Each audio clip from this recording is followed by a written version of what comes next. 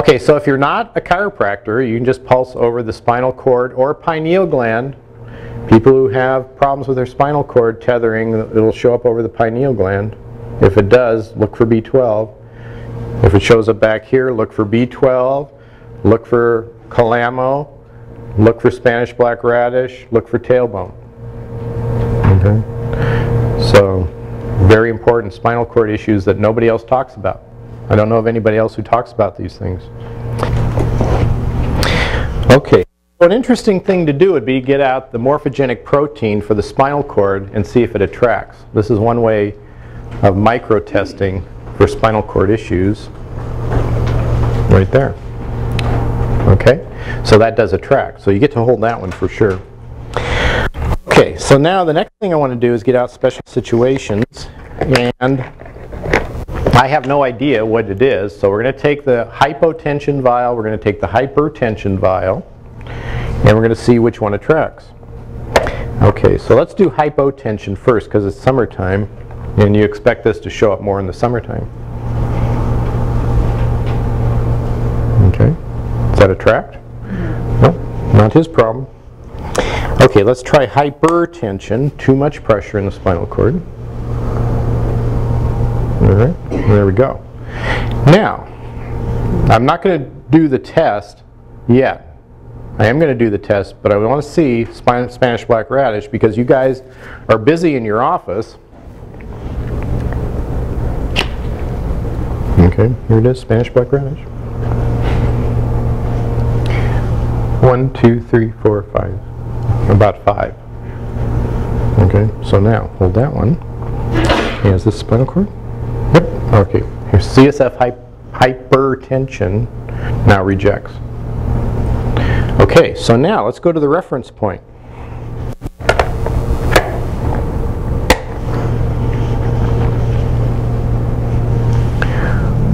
One, 2, 3, 4, 5, 6, 7, 8, 9, 10.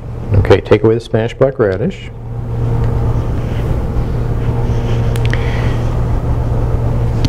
Okay, 0. Okay, so this is a backup of the lymphatics. Now if we go to the lymphatic point with and without the Spanish black radish, we're going to get the same sort of reading. So here it is, lymphatic point with and lymphatic point without.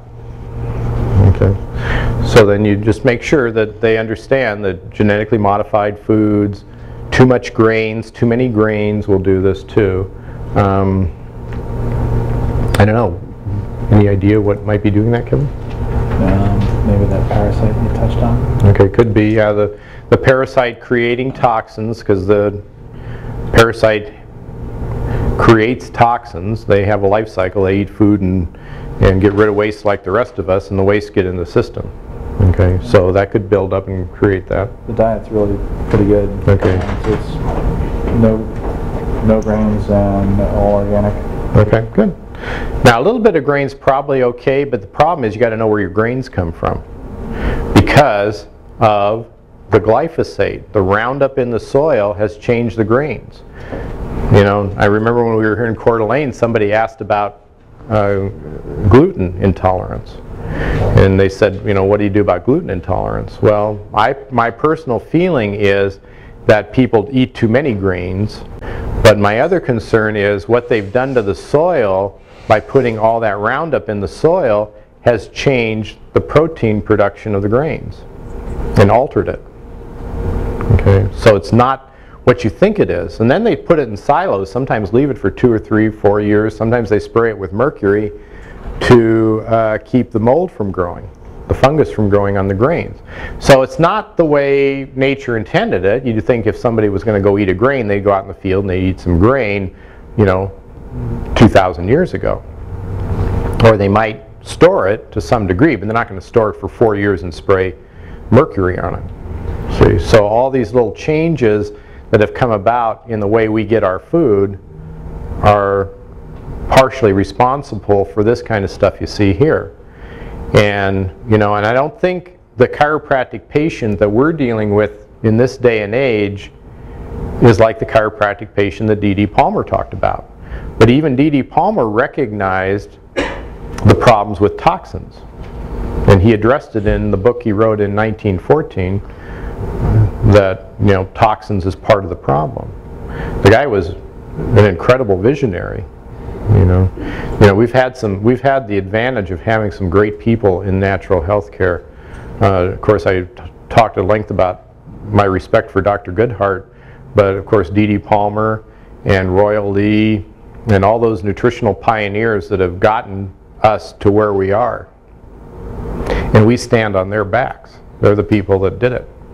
So, anyway, Spanish black rash. Okay, let's see what the field does. Now, did you take the stuff for the parasites? No. You haven't done it yet. So what was it? Horse chestnut. Horse chestnut, okay. All right, so there we go. All right, and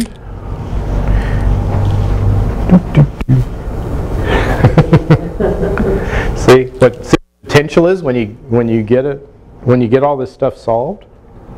So, as opposed to, you know, what he's been putting up with. So quite a bit different. Okay. Cool. Yeah, thanks. Okay. All right. Now, if you suspect a tethered spinal cord from a curve reversal, which Nick is admitting to right now. Okay, lock your arm, Nick. And we're going to go back and test the spinal cord. And what happens if he bends his head forward and stretches the spinal cord? Nothing. See, this is a way you can check for spinal cord tethering. Is the spinal cord being pulled in? When people get really bad B12 deficiency and their spinal cord will tether tight, and it's like poking a slug with a stick. They have slugs over here? Yeah. All right, you ever poke a slug with a stick? Oh yeah. Yeah, they do this. They just, and that's what spinal cords do when you're B12 deficient. They just draw in real tight. Okay, and that's what's going on with Nick's spinal cord. So now we're going to figure out the solution to his problem. Okay, so spinal cord energy, let's get that out. And that should attract, first of all. And it does, hold that. Okay, so now let's have him, just for the sake of testing, I'm going to have him hold the spinal cord energy over the spinal cord reference point, because that will give us lots and lots of information about his spinal cord. So, and I know it's given him trouble. If he's got this kind of tension in here, it is diminishing his energy. I mean, I'm a little afraid to think what's going to happen to Nick when we give him more energy, but it's like, it's a little scary. Okay. Nick, did you have a car accident or something? Is there a trauma involved? I've had more than 20 flash injuries. Oh. But yeah, I had some severe car wrecks head on. Drove a car off a cliff once. That was fun. Obviously, Nick's here for a higher purpose. He could probably run himself into a brick wall at 100 miles an hour and survive, because he's got a mission. He's here on a mission. Don't try that at home. Okay. All right. So now, nothing in the kits show up. Well, what's not in the kits is B12. We don't have any B12 in the kits. So we're going to get some B. Let's get this B12 we got back here. It's making my hands sweat. Is it? Yeah.